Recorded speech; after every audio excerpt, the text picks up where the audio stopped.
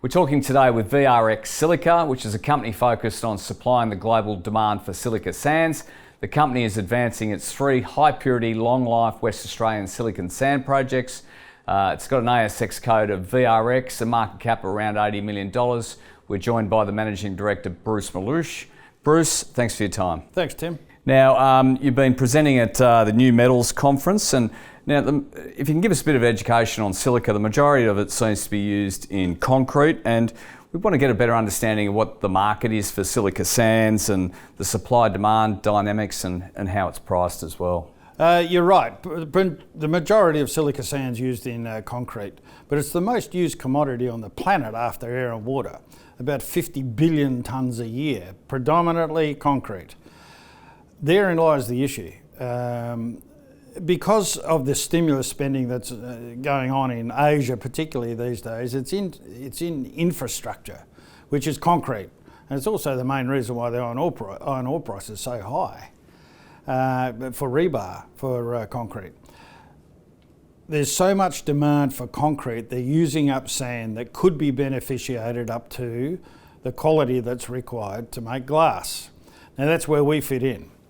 The consequences of that sort of demand is that the supplies are rapidly getting diminished, and the only high quality silica sand that's accessible for glass manufacturers is coming out of freshwater rivers and lakes in Asia, which is not sustainable and becoming more and more difficult to get access. And Silica Sands, I mean, there must be an enormous opportunity for Australia for this to be an export product moving forward, given some of the environmental issues you spoke about in Asia. Is that the way to look at it? Oh, absolutely. There will become a major silica sand sector in Australia. Australia is currently the world's largest silica sand exporter. Cape Flattery in northern Queensland exports up to 3 million tonnes a year. Western Australia, amongst the few companies there, does nearly 1 million tonne a year. So it's already, got an established market. But the demand is there. About 130 million tonnes a year is used in flat glass, container glass in Asia. We're not going to overflow that market, that's for sure. And what about the timeline moving forward, given that this does take some time? What's that look like? We hope to be in production next year. From Arrowsmith North. Arrowsmith North is in the final throes of the review of the environmental review document, which is the last sort of document we submit before it goes to public review. So it's about to get published. Our other project, Arrowsmith Central, which is near Arrowsmith North, that's sort of the second stage of the process. It has an ESD, an environmental scoping document, under review at the moment. And we've drafted up the referral for Maluish, and we're ready to lodge it, subject to what we get back, the comments we get back for Arrowsmith North. We've actually started buying some components. We recently bought a trommel, and that's being refurbished now. A very large screen, which we finished refurbishing, and we've got our eye on a bit more equipment as well. And that's just to try and shorten up the timelines a little bit when it comes down to construction and particularly procurement.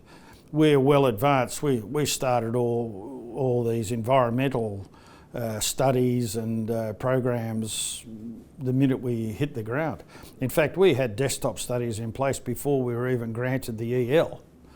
Got mining leases in place. We've done the met test work, process circuit design, engineering. We're ready to go. EPA says okay, we pull the trigger. And just finally, you've expressed there's obviously a lot of interest. We've got over 70 now companies that have expressed an interest to buy our sand, particularly for Maluish. Maluish is quite high quality, and it's of the quality that's capable of producing ultra clear glass, and the biggest demand for that is the piece of glass that goes over solar panels, and we know where solar panels are going. In fact, that market's growing at about 30% per year, and it's a market that doesn't quite know its own limits at the moment. But what we do know is there is a shortage, and all of Australia's solar panels are coming from China.